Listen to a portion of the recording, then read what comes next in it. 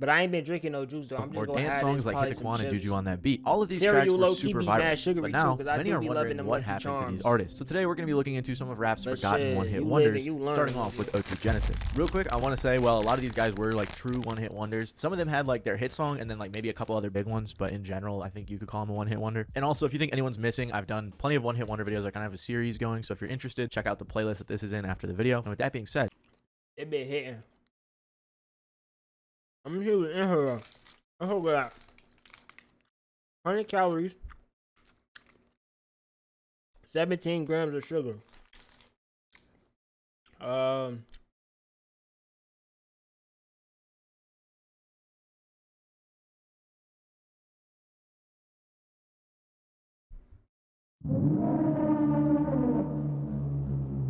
oh shit. Oh, hold on. They say that shit a lot. 17 grams is more than half of the daily recommended amount for women and children, and a substantial amount for men. Oh, we good. We good. We good. We good. We good. We good. But I think I do gotta start reading shit on the back though. It says included 17 grams added sugars, but this big got 1 gram of protein, so we low key solid. Yeah. Yeah, limit. Yeah, I gotta limit this shit. I gotta do like one every, like a pack every like month or something. let's continue. OT Genesis is best known for his 2014 hit single Coco. Then I got some. But aside from maybe one or two other songs, most people haven't heard anything from him since. He was born Yo, only song I know about that nigga.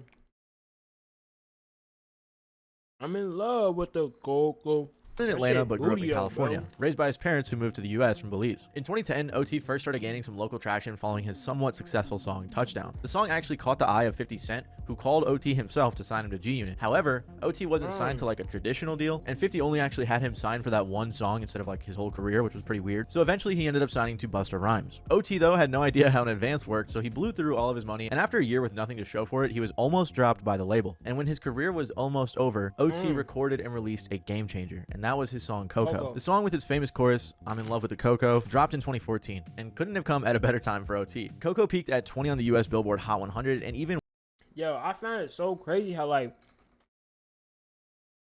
I don't know how to explain this, but it's like, bro, like as an artist, cause you never know what song can actually like change your life in a way. Like for him, Coco is a song that like, you know, kind of changed his life. I wonder if like niggas, like I know obviously niggas be in the studio like, yo, this the one, but then it don't end up being the one. But it's like, I wonder how does it feel when you actually be like, yo, this the one right here, like this the song that's gonna do it, and then the song actually do it. I wonder like how, like what that would do to a person. Cause I never experienced it. Obviously I don't make music, but I'm just saying. I wonder how good that would feel though, for you to actually like, you knew you was right about your song, and then it blows up and it changed your life for the better. went on to go double platinum. The song did so well that eventually he put out a remix with Meek Mill and Jeezy. 2 days after he put out part 2, he actually put out a part 3 of the song with Chris Brown. So obviously he was milking the track for everything he could, but I mean, it makes sense. It was his first big song. Even Lil Wayne remixed the song on his Sorry for the Wait 2 mixtape. Also, Pitbull, J Balvin, and a bunch of other EDM artists put out their own versions as well. Although I think Ed Sheeran's version might be the funniest.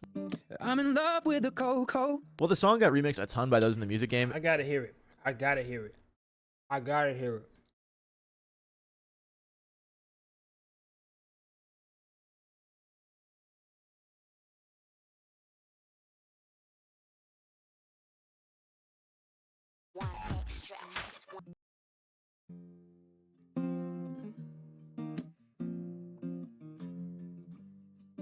I'm in love with the Coco. I got it for the low, low, low, low, low. Why would you do this, bitch? And I'm in love with the Coco. Nah, bro, this ain't it, bro. This ain't it, bro. Well, I need one. I need a sound like, I don't know. I need like a record scratch or something. I need some new shit, bro. That shit, bro. But yo, Ed Sheeran, I fuck with your music. That I'm in love with your body. Ooh, ooh, I fuck with that shit, bro. That's what you gotta do. Don't be trying to do no shit like that, bro. This shit not it, bro. It is. It eventually started to achieve the meme status as well. A big part of this was the Coco trend on Vine. I'm in love with the Coco. Even Anthony Fantano and Filthy Frank parodied the song. And while it seemed like OT Genesis was on the fast track to be a one-hit wonder, he did put out one more big song, and that was Cut It with Young Dolph. Again, just like Coco, the song did very well and even went double platinum, although this ended up being his last platinum record. Following Cut It, only his 2016 song Push It made any type of waves. In his music career, OT never dropped an album, only releasing 4 mixtapes, which never really made it that big. And while he still continues to release singles to this day, they just don't perform anywhere near as well as his hits. And while OT may have technically fallen off, he still uses his past fame to appear as a feature on other artists' songs or tour around the world like in Asia and Australia. He also appeared on season 8 of MTV's The Surreal Life alongside Chet Hanks and other celebrities. So honestly, things don't look too bad for him, and he's clearly made pretty good money off his 2 big songs. And while OT Genesis was able to use his hits to his advantage and continue touring, Sage the Gemini had a tougher time due to a few allegations. Sage the Gemini is a rapper who reached a decent amount of popularity, but is almost solely known by listeners for his song Gas Pedal. In 2008, Sage released his first song. Look like you trying to make your ass shut fall off. Gas Pedal. That's that song You Should Know on MySpace, which actually went kind of viral on the platform. It got 3 million views. After this initial success, Sage joined Black Money Music Group as well as the HBK Gang. Yo, come on, bro. I know what type of nigga this is. Hazel eyes with no... He got hazel eyes with no light on that bitch. Hold on. What's his name? Sage the... Come on, his name Sage the Gemini. Come on, bro. Make it too... Don't make it so obvious, bitch. God damn, bro. You 33. Change your name, nigga. I know what kind of nigga he is, bro. Nigga, any nigga, what niggas got hazel eyes with no sunlight, cause you know when you look at a nigga eyes, when you get sunlight on that hole, you can see like niggas real eye colors. But with these type of niggas, they should just like that. You can't trust people like this, bro. You can't trust him, bro. He's not a trustable guy. I know what kind of nigga he is, bro. He's a piece of shit. I know that for a fact, bro. Since he was close friends with fellow rapper I Am Sue. Then in 2013, Sage released 2 singles that completely changed his career trajectory. Those were the songs Red Nose and Gas Pedal. Both of these... Oh, he made Red Nose too? She go shake it like a red nose. Like a red nose. You go shake it. Tracks went platinum. The viral success gave Sage a spotlight, which led to a record deal with Republic Records. And then in an attempt to keep the momentum rolling, in 2014, Sage released his debut studio album, Remember Me, which 7 years after its release reached gold. Although to be fair, the reason it went gold was mostly because he had the 2 big singles on there. Many critics said the album lacked diversity, which made it all kind of blend together. Although regardless, the album was received generally well, and later that year, Sage even landed a feature on Flo Rida's GDFR, or Going Down For Real. The song peaked at number 8 on the Billboard Hot 100 and also went on to go quadruple platinum, which obviously is a pretty big accomplishment even as a feature. Sage the Gemini really is one of those rappers that's like, you kind of remember him from back in the day, and he was like he was kind of big at the time, but he doesn't really have anything like too memorable. And that's because after this, he started putting in more work behind the scenes, doing things like producing. But this is when things started to go downhill. Around this time, no lie though, bro, I feel like as a record label, like, how mad do the niggas be? Like, say you got a big song, they give you all this money, they sign you, and then after that, you just pull out straight bullshit. I want to, like, do them niggas actually be mad? Me personally, I would, like, I don't know. Cause you go sign niggas just cause he got one good song. That's type crazy, bro. I feel like you gotta wait till he drop like 2-3 more songs so he could really solidify his spot in the rap game before you sign him, bro. He gained some attention for dating singer, actress, and American Idol winner Jordan Sparks. The relationship ended after 10 months, and some wild info dropped, which made things look pretty bad. For one, Sage first posted and pinned a long since deleted heartfelt paragraph following the breakup. See, this that color eye nigga shit. Nigga name Sage the Gemini. Look what he doing. Bitch, mind you, this is an Instagram caption, I think. Please call me back. I just want like a hug or a kiss or something. Like, you couldn't tell her this? Oh wait, did he say this? Or is this, hold on. Then things look pretty bad. For one, Sage first posted and pinned a long since deleted heartfelt paragraph following. Okay, yeah, he posted this. So that's what I'm saying though. Instead of just like trying to tell her, leaving her a voicemail, you posting this shit on IG talking about some please call me back. Fucking loser. The breakup. Then in a twist, he said the relationship was at first fake and just being pushed by his manager as a publicity stunt to sell his album. But then things got even weirder when a call between Sage and his ex-fiance leaked, where he mentioned wanting to stab Sparks. Everything was fucking horrible. I guess it was fucking damn scavenger and I want to stab her. Like all the shit, like. That's that colored eye shit, bro. I'm so serious, bro. Don't get me wrong, like she cool, she level-headed, whatever, but she's not a regular person. like, you know. And obviously, he got some pretty negative backlash for this. He even discussed the drama later on in 2020. I'm saying, so out of respect for her, I don't talk about it. And out of respect for me, I don't talk about it. You know what I'm saying? I did some dumb shit though, I ain't gonna lie. But it wasn't as big as people thought it was, you know what I mean? But I do apologize for it. It was horrible. I'm grown now. Although, while this was a Grown now. Grown now. Grown now. Nigga, you was grown then, pussy. What I'm saying, pretty no rough color look, eye his niggas. image took another hit. Yo, ladies, bro, don't trust no nigga with no color eyes. Unless he white. If he white, he get a pass. Because, you know, they should be. But no black nigga with no color eyes, bro. Don't trust him. When he was accused of SA Don't back in trust that 2015. nigga. However, there's no public record as to if she won the lawsuit or not, so it is hard to tell how things really worked out. Regardless, though, this really hurt his music Big career. ass Chris After about a Brown. 3-year hiatus from releasing music, he finally got back to the studio and dropped his 2017 debut mixtape, Morse Code. The tape did include his gold single, Now and Later, which blew up with the help of a Snapchat filter. But apart from the Snapchat song, the project got significantly less traction than his prior releases. Since the mixtapes dropped, Sage has put out around 30 different works, including singles, remixes, features, and music videos, but unlike a lot of his early stuff, none of these have seemed to really get much attention. And while he's still been able to land some pretty major features from artists like Chris Brown, I bet I'm about to say he in a game. the plays just aren't really coming in like they used to. He continued his career as normal though, still holding together a smaller fan base. At least that was until another recent SA allegation coming out in That's what I'm saying, bro. It's like one joint. Okay. Hoes be lying. Hoes be lying. That's facts. Hoes be one trying to get that money. 2? I mean, they still be lying, but you know what I'm saying? It's 2, big bro. Like, damn, 2 didn't say you did some shit. And then, you know, obviously you get to 3, it's like, all right, bro, fuck away from me. 2024, which apparently happened back in 2017. This time, the assault allegedly happened at Chris Brown's house, and after the non-consensual act, Sage apparently made his victim sign an NDA. The whole story came out from TMZ, but went further viral when the alleged victim uploaded a TikTok explaining everything, which got 4.8 million views. In response, Sage took to social media denying these allegations. And while the story blew up pretty big and an official police report was filed, Sage has not faced any legal repercussions, and apparently the police aren't even I ain't turning shit off, LOL. Only people she not lying to is the police because they don't give out careers. Hashtag find a hustle. conducting an official investigation. So it seems like his allegations paired with just the repetitive music led to his big single not having too many massive follow-ups. And while Sage the Gemini's career was short-lived, Made in Tokyo was able to make his last. Made in Tokyo, like others on this list, is a name you probably have not heard in a while. This is because he blew up mainly from his song Uber Everywhere back in 2016, and since then has only had a few songs reach even half. Uber everywhere. The only Uber everywhere I know is by that light-skinned nigga. Real Sammy. That's the Uber. That's the Uber everywhere I know. If I'm okay. This nigga was hard, bruh. What happened to bro? And my ex keep calling, trying to see if I'm okay. But I need another partner, OG Kelly from the Bay. Bad bitch from New York. So I fly to the H. Shawty thick as hell, yeah. That new Birkin on the waist. Uber every fucking where. Backwoods in a zip. It's the Uber everywhere I know. I don't know no goddamn Made in T.O. boy. I don't know that nigga. I know Made in Japan. Fuck. Close to as big as his first hit. Made in Tokyo was actually born in Honolulu, Hawaii, but grew up in a military family, so he moved around all over and spent a decent chunk of his childhood living in Tokyo. Although after moving around to all these places, he eventually settled with his older brother, who is an artist named 24 Hours, in Atlanta. Tokyo's older brother formed a collective, which he also joined alongside a few other underground artists. Around this time, Tokyo also met Metro Boomin, who he ended up collaborating with on some projects. Yo, why niggas? Yo, this ain't really a thing no more.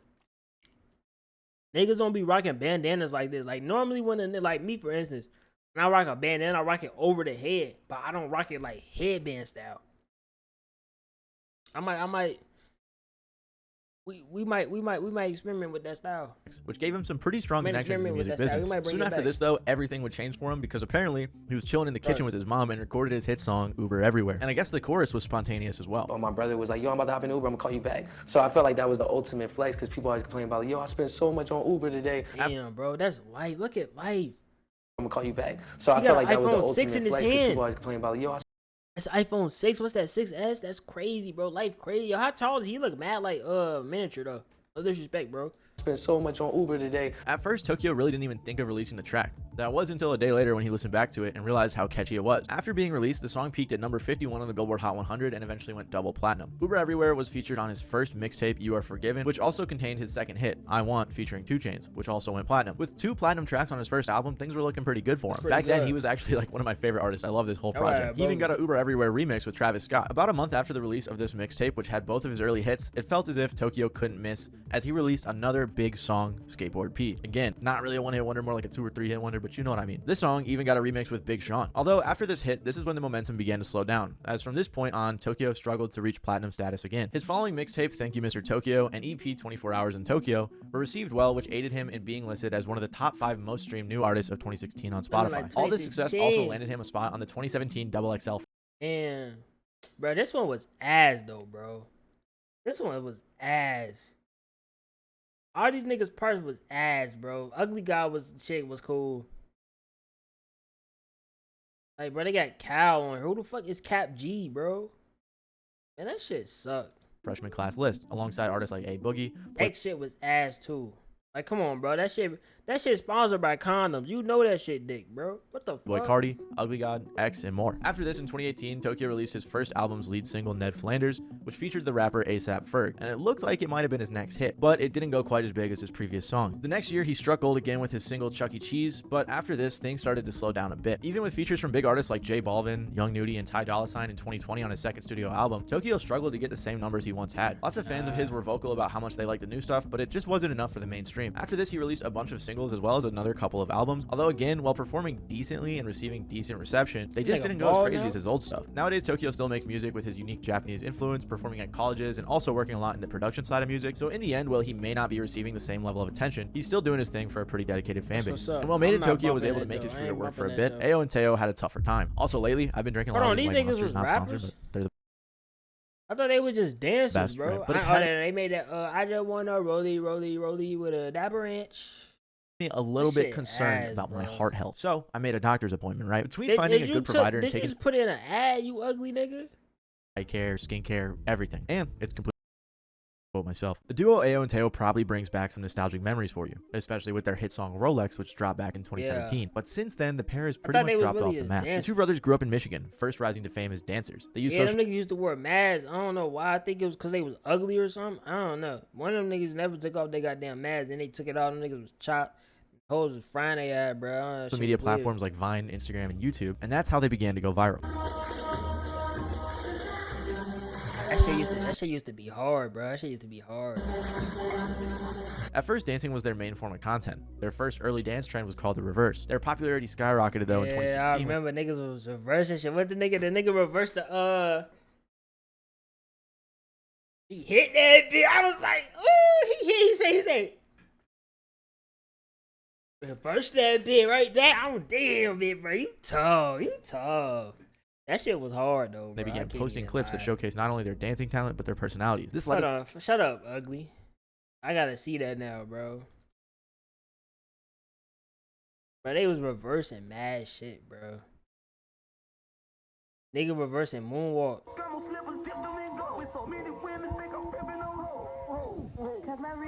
Niggas used to be putting on that bullshit though, bro. But hey. Yo, hurry up and do it. I'm trying to. Come on, bro. Where that shit at? This shit kind of awkward though. If you really like listen, like they not talking, they not hyping niggas up, they just dancing.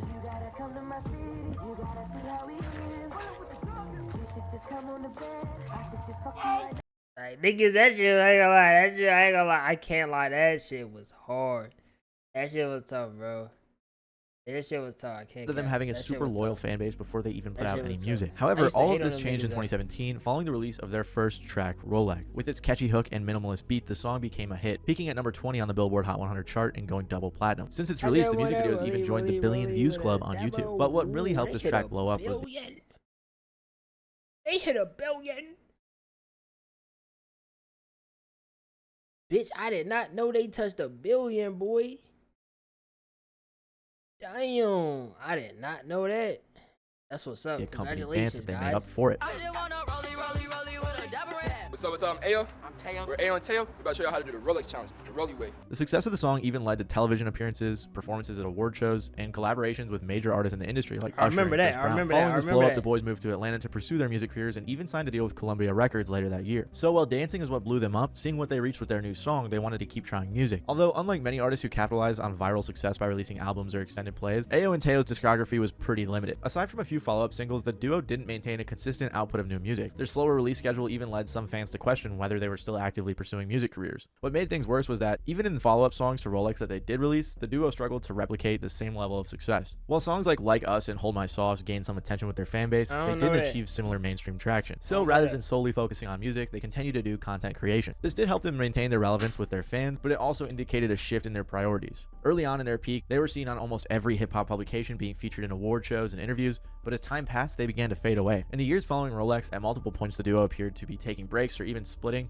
through suggestive, ambiguous messaging on social media. They still put out some singles, but struggled to reach their prior level of commercial success. Some fans theorized that it was label issues because they do apparently have a ton of unreleased music, but this was never officially confirmed. However, regardless of the ain't nobody leaking that shit, bro. ups and downs, in 2020 the duo made it on TV with their show called The Sauce. In the show, they were tasked with finding dancers that were next up across America, with Usher judging talent in the end. Although the show ended after just one season following the collapse of its host platform Quibi. I don't know if you guys remember Quibi. I kind of want to make a video on that too, so let me know if you're interested in comments. But aside from their show, since then they've mostly stuck to posting on YouTube and TikTok, where they have a decent sized audience, but they're nowhere near where they once were. So while it does look like they've maintained enough relevance to keep things going, Ayo and Teo likely won't reach the same highs they once had. And Ayo and Teo weren't the only ones to have a viral dance song. Unlike others on this list, you might not even recognize the name I Love Memphis. However, you've definitely heard his hit song Hit the Quan, which dropped back in 2015. Memphis first got his start on social media under the username Straight Outta Memphis on Instagram, but he wasn't in the music game. At first, he actually started building up his following through posting modeling content, then later moved on to making comedy videos as well. Eventually, he reached around 72,000 followers, which is when he started moving away from the funny videos. At this point, he started making money by hosting and promoting parties, and through those parties, he grew his followers and also made a lot of connections. And by surrounding himself with the party life, Memphis realized the potential opportunity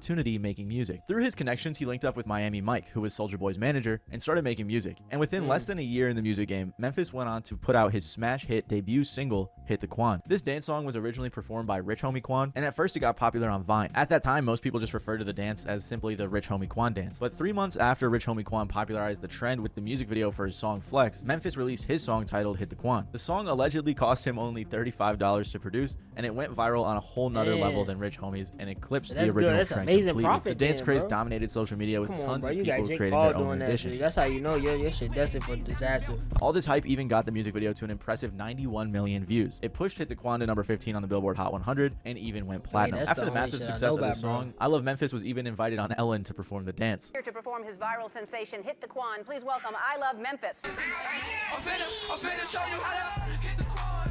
When asked, do you consider yourself a musician, in an interview with Fader, Memphis spoke on his role in the music game in a surprising way, saying, I'm an entertainer. A lot of people are like, what song are you going to put out next? But I'm much more worried about what I'm going to do next. My goal is to just be the biggest I can be. It's about showcasing my talents, and it's about being the best I can by using music as a stepping stone. It's not even about music. This surprised a lot of people, but it revealed a lot about his thoughts on the music game and what would come in the future. Basically what he was saying was like, you know, I just did that shit for the hell of it, you know? It's not really something because after Hit the Quan, his impact in the music game fell drastically. Later that year in 2015, Memphis put out his second song, Lean and Dab, which performed alright, but nowhere near his first drop. He also was even able to sign a record deal and go on tour with his music and dances in 2016. However, a few months before he first dropped Hit the Quan, something bad was going on behind the scenes. Early in 2015, Memphis was charged for allegedly participating in a gang rape of a woman who was under the influence. While he denied the charges and planned on fighting them, the accusation came at a time early in his rise when his image was new and very impressionable. As years went by, he continued to release musical projects with little success and the case hanging over him. In 2017, the charges were eventually dropped as DNA evidence allegedly proved him innocent, but the damage to his career was already done. Memphis said, it cost me $100,000. You know it cost. Bro, those type of allegations, bro. The only niggas who could like beat some shit like that, probably like, I don't even know who could bounce back from those type of allegations, even if you didn't. Cost me a lot of money paying lawyers, endorsement deals, losing out on money, having people book me for shows and then coming back and saying they can't go through with it. Well, the accusations definitely damaged his career significantly. It wasn't the only reason, because in reality, most people just didn't really want to listen to new music from him. At this point, he hasn't even posted a new song on his YouTube since 2022, and it doesn't look like much will change. As I mentioned with the foreshadowing earlier, Memphis always believed he was more of an entertainer than a musician, and while music got him his big break, it was never really what he wanted to do. Nowadays, he posts more as a lifestyle influencer, getting pretty significant views on TikTok among his fans. But again, this attention is nowhere near his peak. And after being arrested in 2022 for disorderly conduct and not putting out music for a couple of years, it seems Memphis won't be doing much in the music game and will probably stick to the influencer grind. So I Love Memphis may have fell off a bit, but Zay Hilfiger still has had some virality, although it might not be for the best reason. Zay Hilfiger and Zayon McCall, like everyone else on this list, are really known for one song. And also, like many others on this list, it was a dance song called Juju on That Beat. Hilfiger started his career posting on social media where he made rap. I ain't gonna lie, I seen what that nigga did. I ain't wanna see it. I ain't wanna see what he started doing after the music. That's all I'm gonna say. I did not wanna see what I seen after the music. I shouldn't listen to niggas. Yo, if a nigga tell you don't look something up, don't look it up. Cause when I look that nigga ain't name up, straight dick, bro. I'm cool, bro. Stances and comedic skits. With his online presence, he was able to land a couple of local shows where he got the attention of film producer Timothy McCall. Through working with Timothy, Zay Hilfiger met Timothy's son, James McCall, who rapped under the alias Zayon. The two started working on music together and eventually created the hit song Juju on That Beat. At first, this song only got around 18,000 views, but then a month later, it was re-released and out of nowhere received around 45 million views. The song, which apparently only took them 5 minutes to make, quickly took off as a dance trend. In just a few weeks, it shot up to number 5 on the Billboard Hot 100 and eventually went double platinum, taking these guys from nowhere to mainstream very quick. Soon after its initial growth, Atlantic Records signed them and their song to a deal, capitalizing on its virality. Bro, y'all signing niggas after one song, bro. A big part of what made Juju on That Beat blow up was the dance being recreated online. The trend was so popular that people as big as LeBron and Shaq posted their own versions. The music video, which was later uploaded, soared even higher than previous releases, reaching around 490 million views. At this point, Zay Hilfiger and Zayon were 16 and 17, and they had already made it on Ellen, Good Morning America, and Disney. So with all of this time ahead of them and a record deal, it seemed like they were going to the moon. But what followed was not quite the case. Almost immediately after their blow-up, the duo unofficially split, apparently following an argument on Instagram Live. However, while they did claim to be cool, as a duo they never ended up making another song together and decided to pursue individual careers. About a year after his blow-up, Hilfiger faced multiple allegations, including alleged domestic assault on his girlfriend, who ended up getting a restraining order against him. And he also apparently assaulted his roommate on multiple occasions, at one point with a fire extinguisher. In the months and years following, Hilfiger posted a ton of songs and remixes, none of which got the same attention. But even then, at least some of his songs would break 100,000 views. Although this also slowly died out as time went by and he posted less and less on his YouTube. He eventually started vlogging, and one of his first attempts, ironically, was a video titled WTF Happened to Zay Hilfiger. Vlogs were not the only thing he branched off to. As you may remember, he went viral for starting an OnlyFans. Ironically enough, it got him kicked off Instagram and Twitter, but this was a classic Hail Mary cash grab. And I ain't gonna lie, I went from living in a mansion with Don't Need the Lights Global, Lil Pump, money, you know, on a good road, to getting all the way down to living on Inglewood, you know, stuff like that. But yeah, getting one thing fucked, my supporters always was like, you know, what happened? Like, what is this? Like, did you go broke? And I'm gonna be honest, I wasn't broke as my OnlyFans wasn't for to say, oh, I'm sexy and I know it. It was more like, I'm trying to get paid so I can release these music videos and then I can do this with y'all. But I didn't want to come on here and take money from y'all. And this whole adult content venture somewhat broke the internet for a bit. All of this wildness even ended up with Adam22 having Zay on himself. The market. But you were getting pegged on there too, right? Not at first. Not at first, but you did do that, right? Right after all. Come on, bro. Niggas. I mean, it's public, so it's like he can't lie, but damn, why he asked that though, bro?